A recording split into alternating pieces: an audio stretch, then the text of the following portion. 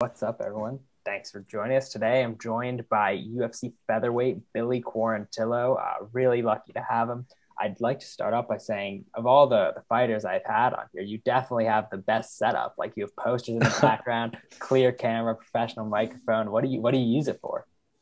Thank you. Yeah, I do a few things here. I got some of my old UFC fights that I had. My buddy Steve Rizzo made me this as QCast. And I do a lot of I do some commentary for this standoff fighting organization. Or it's SFT, a standoff fighting tournament in Brazil. So I do like the English commentary. Shout out to Jay Adams. I work side by side with him. He does a great job. And so yeah, I just come here. There's like my little studio in my house, and yeah, we get it popping up in here. That's awesome. Are you looking to, is that something you'd want to get into when you're done fighting, like calling the fights or grappling matches, something like that? Yeah, I would. I love doing commentary. I've always been a huge fan of, MMA. I've always been a fan of the UFC. Even before I got in the UFC. So I would definitely like to do some. I'm going to continue with the sport of MMA long, long after I retire. Nice. When you're fighting and you look at the commentary booth, who's your favorite guys to see calling your fights?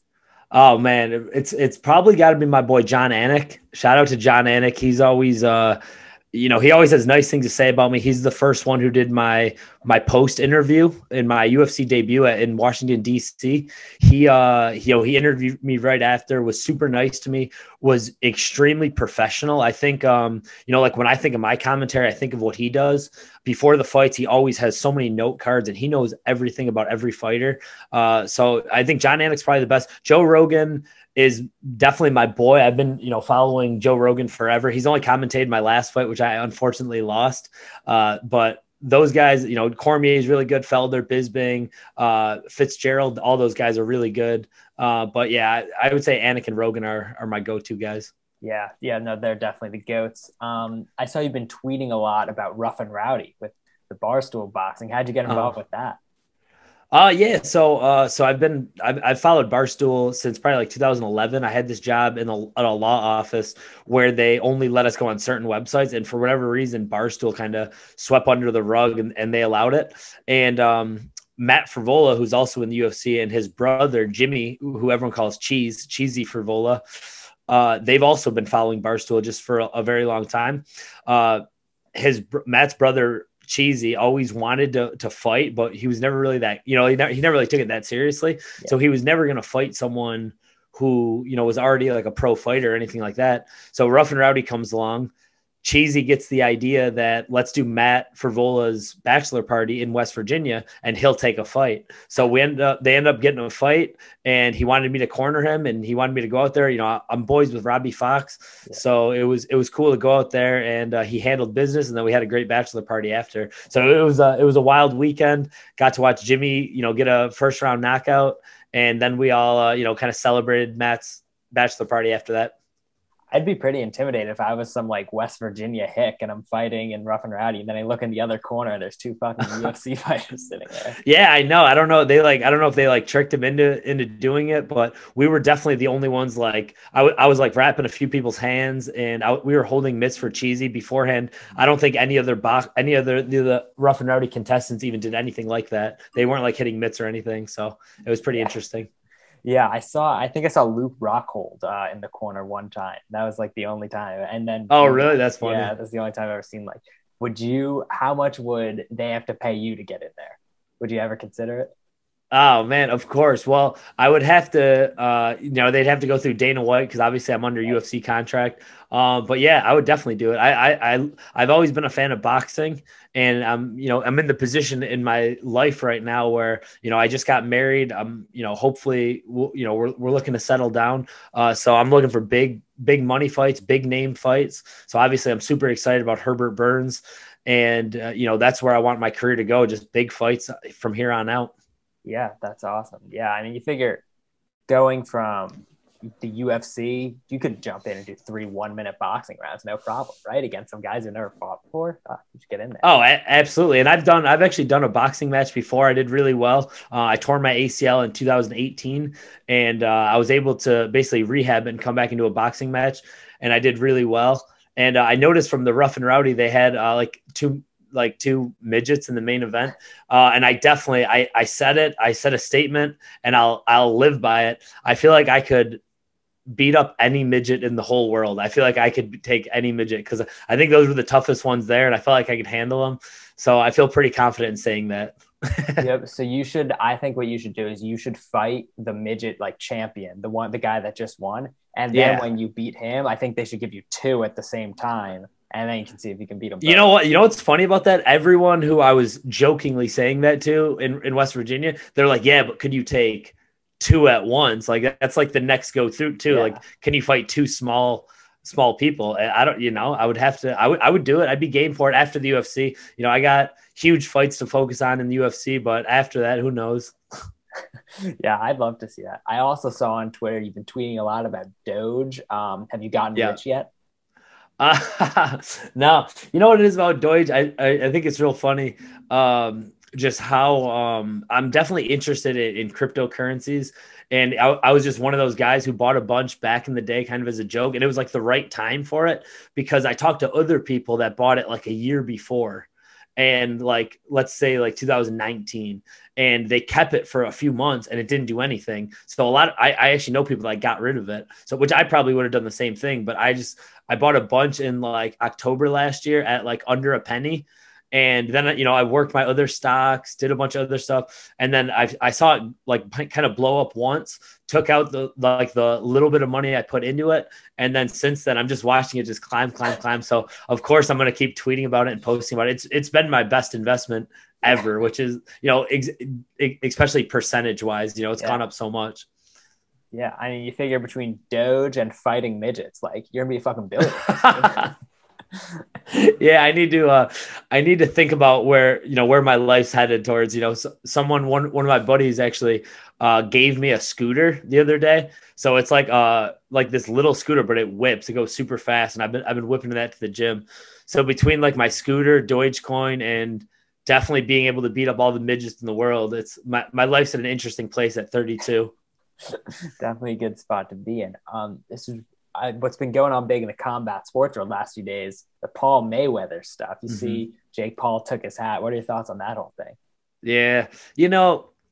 I get what they're doing. I think everyone kind of understands what they're doing. And I respect it. I respect that they never said that they're, you know what I mean? Like they're not like me where I've put basically every minute of, the last 11 years into being the best fighter I could be.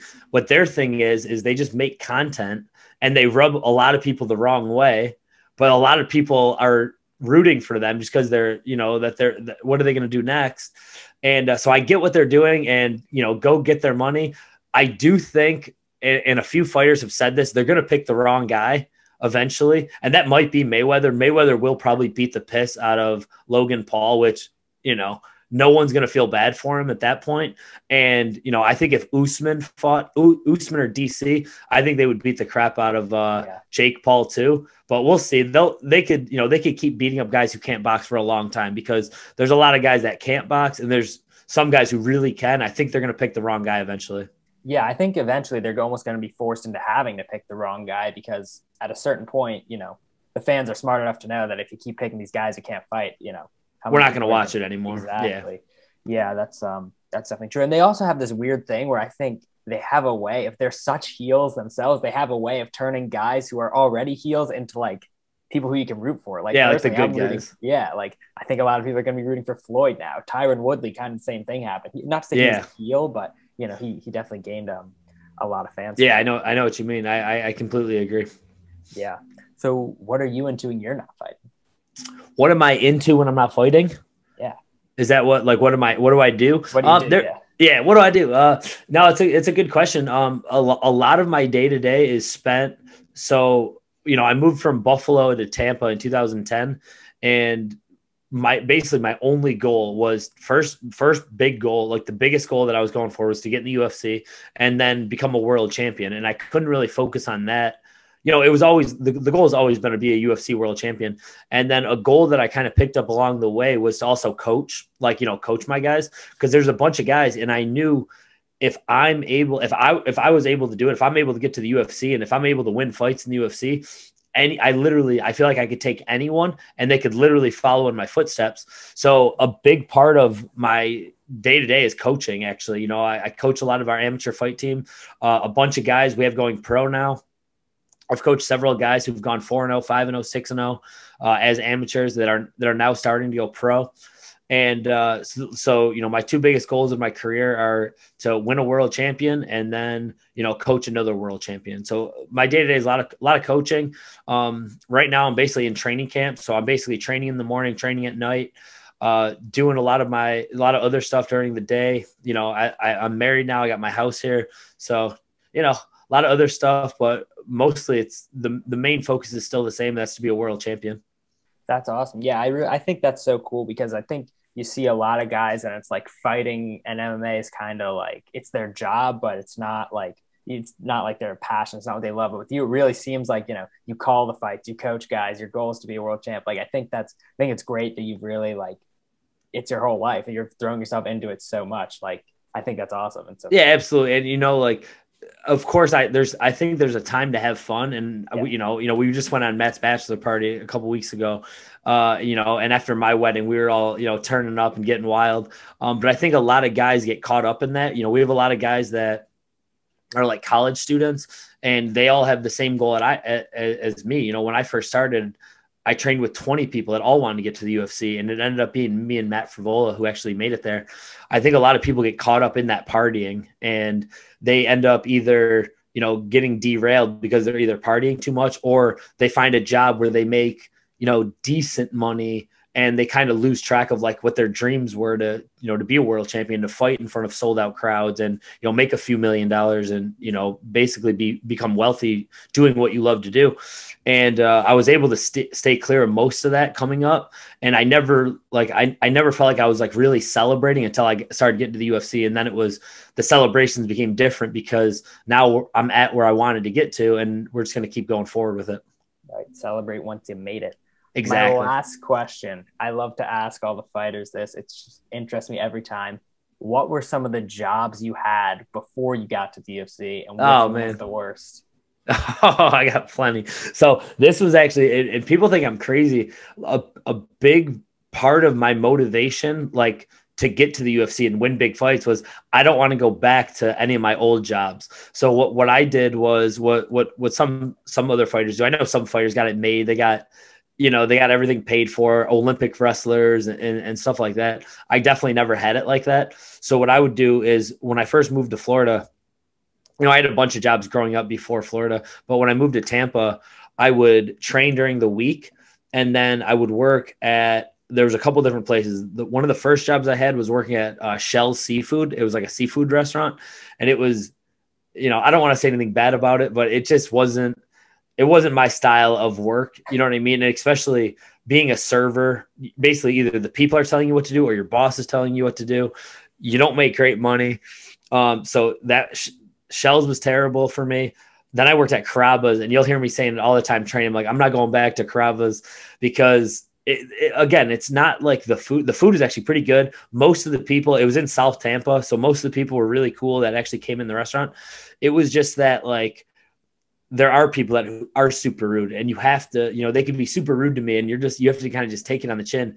And then you have your managers yelling at you and being mean to you, and they can say whatever they want to, and you got to take that too. So I always kind of had a problem with, like, authority, I guess. And they were just terrible jobs for me. So I would work those jobs most of the weekends, like basically all the weekend shifts. And then I would train all week during the gym. And sometimes I would work two jobs, basically working all day. I had a job at a law office where I worked there. That was just like a typical like 8 a.m. to 3 p.m. And then I would go train after or go to Carrabba's after. So I definitely, the day I quit Carrabba's was like one of the best days of my life. That's awesome. Yeah, it's got to be kind of mentally frustrating just to like beat the shit out of people all day, and then at night just like get yelled at by some old Yeah. woman. Like You got it. You got a guy who can't read telling you what to do. And yeah. you're like, what? Like, his life goal was to be the manager at, a job like that. And I'm just like, man, it just wasn't for me. And, bless all those people that do it. And everyone out there should tip their servers and take care of them because it's not a glamorous job. And I would do anything I could do to get out of that. And I'm glad I was able to do that. Yeah, you went from the waiter and now they're showing your fights on the TV. What a fucking story. Exactly, man. It's wild. All right. A few short years. Thanks so much for doing this, man. And I really appreciate it. No problem. No, have a good one, brother.